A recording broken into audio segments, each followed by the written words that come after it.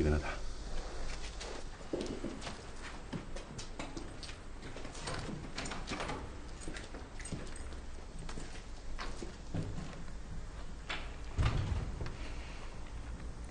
你每个月都什么时候来例假？我一般都是25号到1、2号之间，可是今天都10号了，我是不是得了什么病啊？什么病？性病。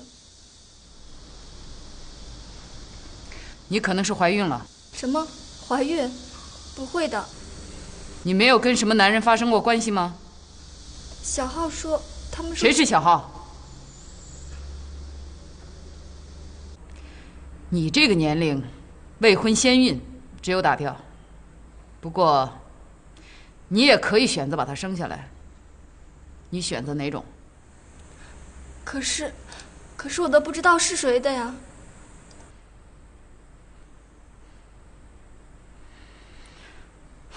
好吧，我们先去医院，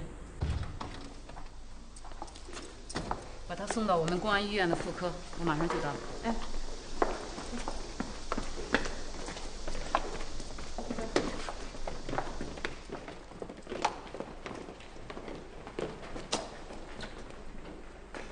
有了。嗯。有什么了？怀孕了。哦。那趁着这机会问清楚不就得了吗？不愿趁人之危。小远，这边的事你先别管，赶紧去医院陪药剂上。有事来电话啊！哎，这刑警队啊，还真得有个把女警察，要不你说碰上这事儿，一帮大老爷们怎么办呢？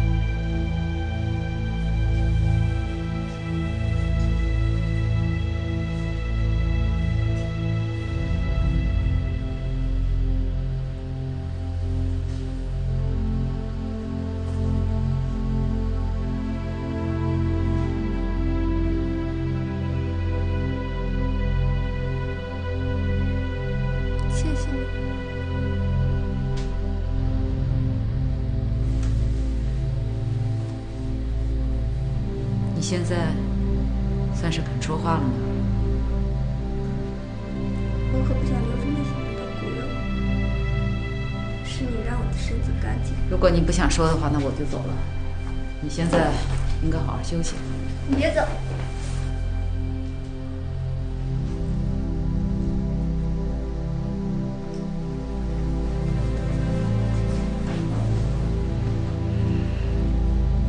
肖警官，杀人是要偿命的吗？对。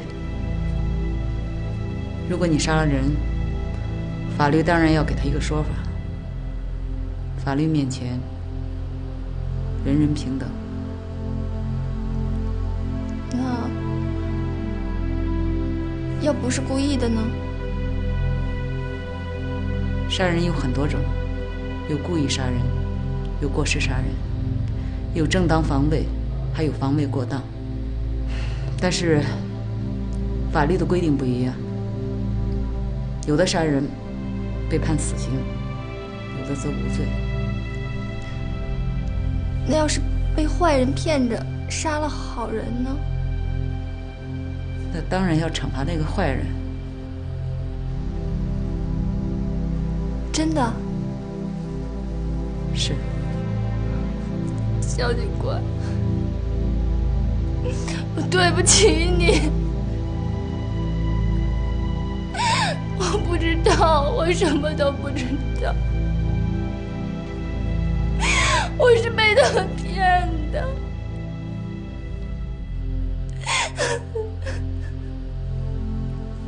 那天夜里，周小傲他蒙着脸，拿着周副队长的警官证，骗我们说他是来救我们的，他让我们打那个麻袋，他说麻袋里装的是村头。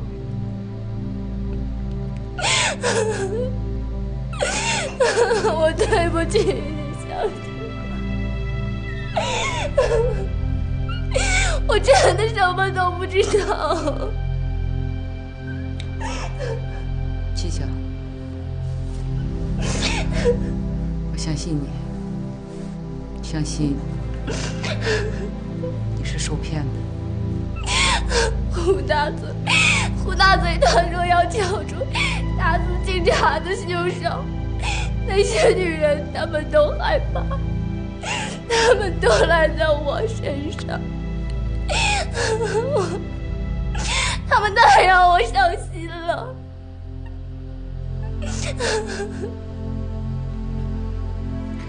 所以你就破罐子破摔，跟胡大嘴、周小浩在一起了。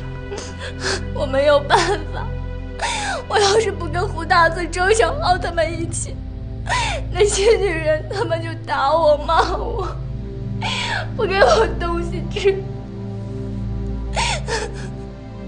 我只能跟胡大嘴和周小浩他们在一起。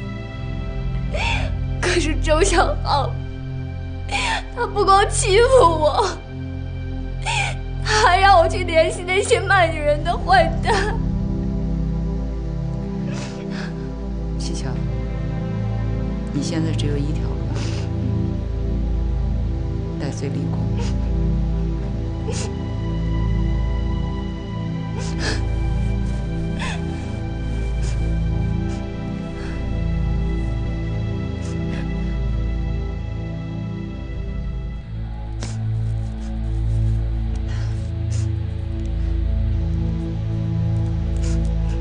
记下了我所有知道的事情，有坏人的名字、电话，还有地址，也有被卖的姐姐们的地址和姓名。你去把他们都抓起来，给周队长报仇。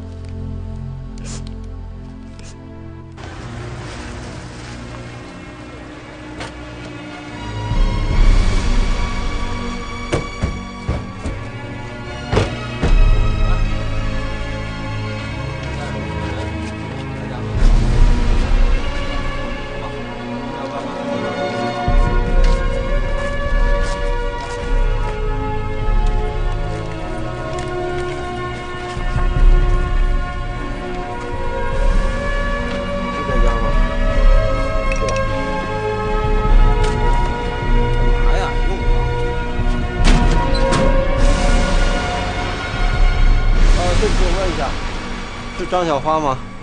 好，收拾一下东西，跟我们走。哎，你们在干什么呢？警察。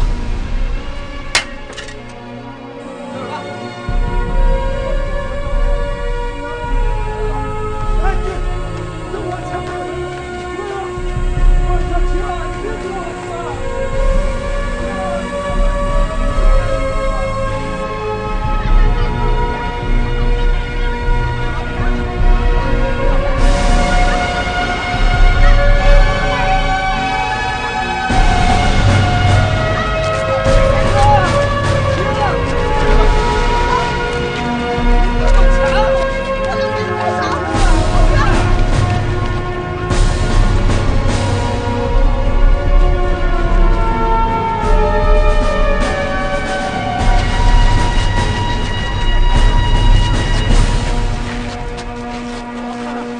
这上面地方啊，咱们都去过了，人也都抓得差不多了，可这胡大嘴和周小浩还是没见人影。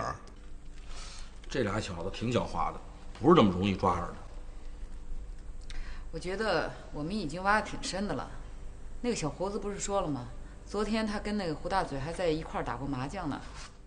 对，其实这个胡大嘴啊，离咱们只差一步之遥。你们看，其实这儿也是一地儿。我再去问问。哎，老刘，你这边有什么线索没有？问了几个人，没什么线索的，我再找找去。